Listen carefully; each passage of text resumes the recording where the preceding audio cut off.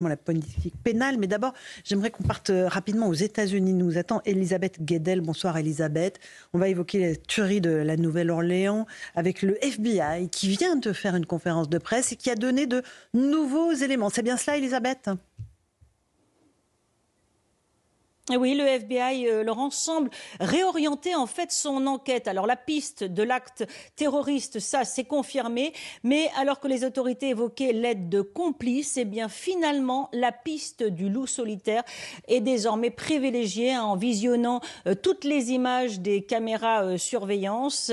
Eh bien le FBI dit avoir la preuve que Jabbar, c'est le nom du suspect, a agi seul. Les deux engins explosifs qui ont été retrouvés dans des glacières sur la rue de l'attaque ou à l'intersection, eh bien, ont bien été déposés par Jabbar. Là encore, ces images le prouvent. La thèse de la radicalisation également se confirme.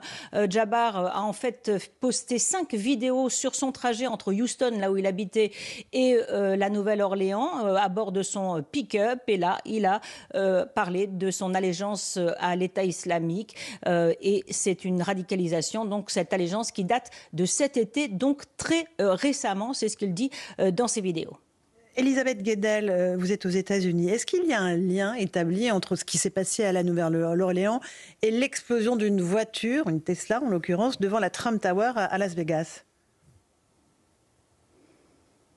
Alors c'est vrai que Joe Biden avait dit que les autorités étudient un éventuel lien entre ces deux actes de terrorisme. En tout cas, pour l'explosion de la Tesla, c'est traité comme tel aussi par le FBI. Eh bien, le FBI qui a confirmé, en tout cas, écarté cette piste. Pour le moment, rien ne prouve qu'il y a un lien entre ces deux attaques. Mais encore une fois, l'enquête continue. La maison de Jabbar est notamment fouillée au Texas. 3 téléphones portables et 2 ordinateurs ont été saisis. Donc, il va y avoir analyse de toutes ces données, mais pour le moment, la thèse donc du loup solitaire est privilégiée pour la Nouvelle-Orléans et pas de lien entre ces deux attaques. Pour ces précisions, Elisabeth Guedel, depuis les États-Unis, Eric Revel, pas de lien entre ces deux affaires. D'un côté, un acte terroriste, de l'autre, sans doute aussi, on attend l'enquête. Mais là, c'était évidemment Donald Trump et Elon Musk qui étaient symboliquement visés par cette voiture à l'explosif. L'explosion de la Cybertruck, qui est le nom de cette Tesla un peu particulière, qui est une espèce de char un peu bizarre. Bah oui, c'est Musk, c'est le créateur de Tesla, et en face, vous avez l'un des hôtels de Trump à Las Vegas. Ouais. Donc, à 3 semaines de l'investiture du 47e président des États-Unis, Donald Trump, oui, alors là, on ne fait peut-être pas de lien entre les deux attentats.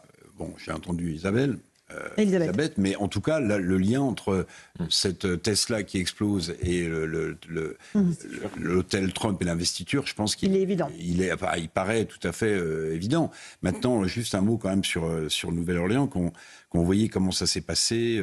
L'endroit où ce type a écrasé des gens, qui est Bourbon Street, qui est la rue où il y a tous les bars, et ces jeunes qui ont été tués, qui allaient en soirée, à quelques encablures de Preservation Hall, qui est le temple du jazz New Orleans, dans ce quartier-là, qui est un quartier festif, qui est le quartier français, The French Quarter, c'est exactement là où ça s'est passé.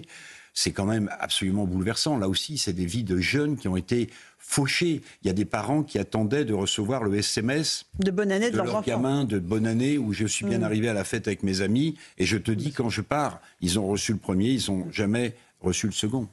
Béatrice Brugère, vous êtes magistrate. On évoque ce drame de la Nouvelle-Orléans. On ne peut que penser aux victimes de Nice du 14 juillet 2016 et ce terrorisme maintenant qui est partout sur la planète. Oui, et puis la méthode utilisée, elle est bien connue maintenant, puisqu'elle fait partie d'une doctrine établie. Si vous n'avez pas grand-chose, vous avez déjà une arme avec votre voiture pour foncer. Donc c'est maximum de dégâts avec un minimum, d'outils. Donc tout ça correspond tout à fait à tout ce que l'on connaît dans la doctrine des attentats islamistes. Ce qui est horrible, c'est de voir que quand même la France reste toujours, puisque là c'est un quartier français si j'ai bien compris. C'est le quartier français de Nouvelle-Orléans. Une cible privilégiée où on se trouve dans le monde. C'est-à-dire c'est pas qu'à Paris, c'est à l'extérieur. Donc on peut s'attendre évidemment à un retour également sur notre sol, mais on a déjà eu quelques exemples récents malheureux. Florian, investiture de Trump bientôt. Sur ce quartier français, c'est vrai que c'est le quartier historique de la Nouvelle-Orléans, mais à la Nouvelle-Orléans, c'est peut-être l'une des rues les plus festives. C'est ça. C'est ça, je crois que c'est pas le côté français ou pas français. Qui était visé. Je suis d'accord. C'est une rue où il y a tellement de monde que d'ailleurs il y a très peu de voitures qui circulent. On connaît certaines rues comme cela à Paris ou dans d'autres grandes métropoles. C'est des rues où effectivement, lorsqu'il y a de grands événements tels que les festivités pour le passage à la nouvelle année, il y a beaucoup de monde et c'est d'ailleurs ce que disent les autorités sur place. Il y avait une volonté de tuer le maximum de personnes. En un minimum de temps. En un minimum de temps. Et c'est pour cela que, assez régulièrement, lorsque l'on voit, là on a décidé de ne pas diffuser les images précisément de ce qui s'est passé au moment où il y a eu l'attaque, c'était quelques minutes avant sur les images qu'on peut commenter. Mais ce qui est réalisé, c'est des voitures à chaque fois qui zigzaguent pour tenter de faucher le plus de personnes. C'est ça qui est terrible. Terrible.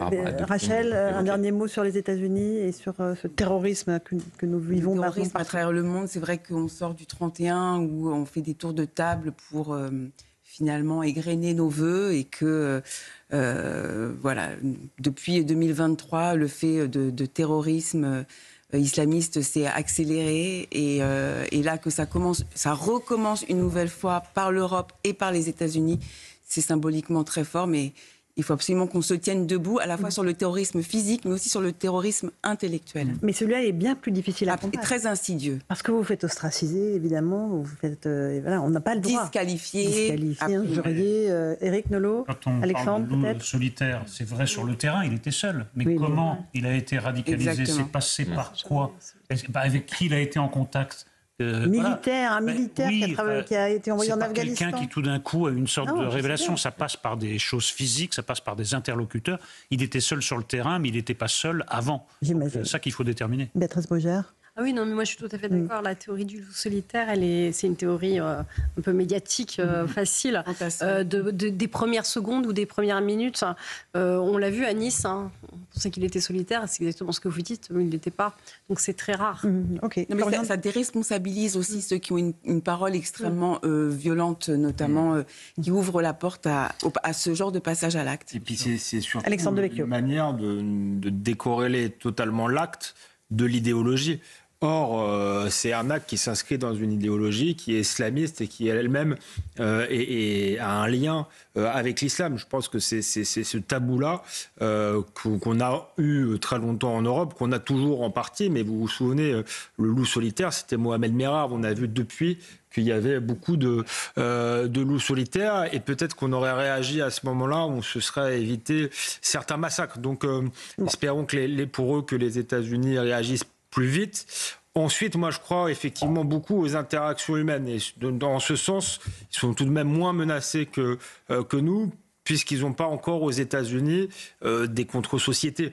Ils ont beaucoup moins de musulmans que nous, et donc de fait beaucoup moins de musulmans radicalisés aussi, et un islamisme qui est sans doute moins ancré, mais sans doute cet attentat doit être un signal d'alerte pour eux, pour éviter justement que s'installe le djihadisme d'atmosphère qu'on connaît en France. Florian, vous voulez rajouter un dernier mot après on parle de politique d'ici les prochains jours, d'analyser, c'est est-ce qu'il y a un lien par rapport aux frappes récentes qui ont eu lieu, notamment de la part des États-Unis et de la France en Syrie et plus largement dans plusieurs zones du Proche et Moyen-Orient. Pourquoi je dis cela? Tout simplement parce que en amont d'un attentat terroriste, pour qu'un attentat terroriste ait lieu, on l'a vu ces dernières années, il faut un terreau. Malheureusement, et c'est ce terreau-là sur lequel il faut que nos sociétés luttent, puisque c'est sur cela qu'on peut lutter. On parlait à l'instant de l'islamisation de la société, et il faut ensuite un événement déclencheur. Et là, vraisemblablement, ça sera intéressant de voir s'il y a un lien par rapport à ce qui s'est passé ces derniers jours. Je ne sais pas si les liens sont faits entre les attaques terroristes et des événements extérieurs. Béatrice Brugère, on arrive à retracer ça au fil des enquêtes. Ah oui, tout à fait. Notamment sur les attaques du Bataclan. Des accélérations et des multiplications d'attentats. On le sait, à chaque fois qu'on était très investi à l'extérieur, il y a une porosité entre la géopolitique et il y a des résonances extrêmement fortes. Là, je voyais même, il y avait j'ai oublié son nom, mais un youtubeur là à Brest, qui sur l'Algérie aussi là, a réagi avec un nombre de followers qui est énorme, qui appelle tout simplement à tous ceux qui le suivent sur son réseau social à faire des attentats pour le 1er janvier. Donc oui, parce que par rapport à l'Algérie, la critique que l'État peut avoir en Algérie, tout de suite ça a des répercussions. Donc il y a une sensibilité extrême. Pour autant, après il y a les actes individuels et la responsabilité des gens. C'est pas parce qu'on vous appelle à aller commettre des attentats que vous allez le faire.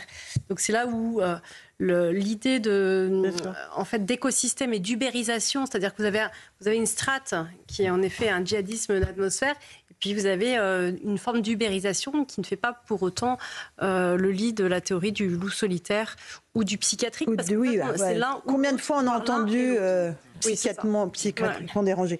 Un petit hommage d'ailleurs au passage aux enquêteurs, au service de renseignement français qui, vraiment ont déjoué un certain nombre d'attentats depuis des années. Chaque semaine, chaque mois, il y a un attentat qui est déjoué, donc on leur tire notre chapeau. On est vraiment un des pays d'Europe qui a été le plus meurtri par l'islamisme radical. On va commémorer l'attentat de Charlie Hebdo, l'hypercacher, puis plus tard ce sera d'autres attentats. Mais c'est vrai qu'on a réussi, Florian, à mettre en place une politique et des services qui agissent. Et peut-être que les États-Unis ont un peu péché là-dessus. Oui, on le verra dans les prochains jours, mais la difficulté des services de sécurité, c'est justement ce qu'on évoquait à l'instant, d'où le fait que je mettais la focale sur le terreau, puisqu'il est plus facile de lutter contre ce terreau que contre l'équation finalement du terreau plus de l'événement. On ne sait pas si tel événement récent va inciter certaines personnes qui potentiellement pourraient passer à l'acte. Pourquoi c'est de plus en plus difficile pour les services de sécurité, et d'ailleurs ça a été dit notamment depuis 2017, c'est qu'il y a une trentaine d'années, la menace elle était exogène. Aujourd'hui, la menace elle est de plus en plus endogène, et on le voit d'ailleurs avec ce qui s'est passé aux États-Unis. C'est-à-dire que ce sont dorénavant des citoyens, soit des citoyens effectivement parce qu'ils sont nés sur le sol américain ou sur le sol français ou plus globalement sur le sol européen, soit ce sont tout de même des citoyens parce qu'ils vivent dans ces pays-là depuis des années, qu'ils ont été naturalisés. Et c'est de plus en plus compliqué de remonter le fil des réseaux.